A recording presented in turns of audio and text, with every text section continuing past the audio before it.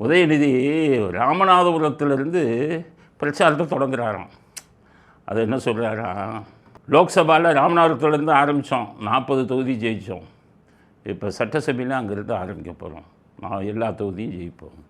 சென்ற நாடாளுமன்ற தேர்தல் இதே ராமநாதபுரத்தில் தான் என்னுடைய தேர்தல் பிரச்சாரத்தை அந்த நவாஸ்கனி அவர்களுக்கு வாக்கு கேட்டு நான் துவங்கினேன்.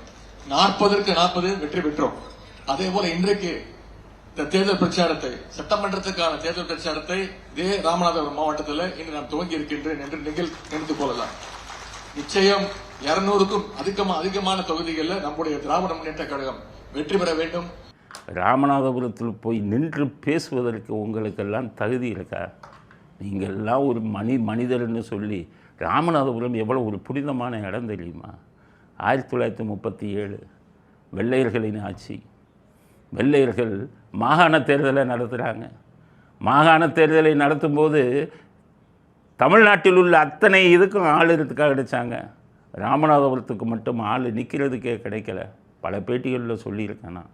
ராமநாதபுரம் ராஜா அவர் நின்னார், ஜஸ்டிஸ் கட்சி, இந்த வெள்ளையர்களுக்கு ஏஜென்ட் வேலை பார்த்தது இந்த ஜஸ்டிஸ் கட்சி.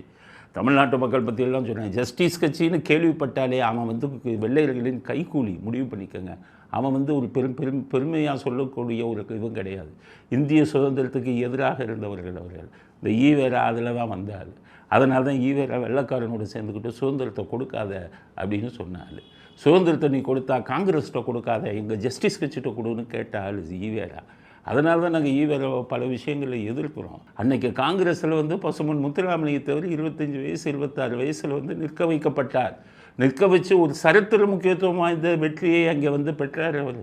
அதுக்கப்புறம் காங்கிரஸிலிருந்து நேதாஜி பிரிஞ்ச உடனே தமிழ்நாடு காங்கிரஸ்காரன் இந்தியா முழுவதும் என்ன யோசிச்சான் தெரியுமா? காங்கிரஸின் செல்வாக்குனால் தான் அவர் ஜெயிக்கிறாரு. இப்போ நேதாஜி இதில் போய் ஃபார்வர்ட் பிளாக்னு போயிட்டார்.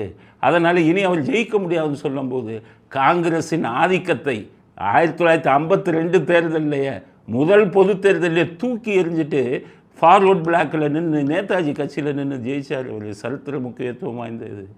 அப்படிப்பட்ட ஒரு சரித்திர முக்கியத்துவம் வாய்ந்தது இந்த ராமநாதபுரம். உங்களை உதயநிதி மாதிரியால் அங்கே போய் நிற்கிறீங்கன்னா அந்த இதுக்கு அந்த மண்ணுக்கோட புனிதமே போச்சுன்னு அர்த்தம்.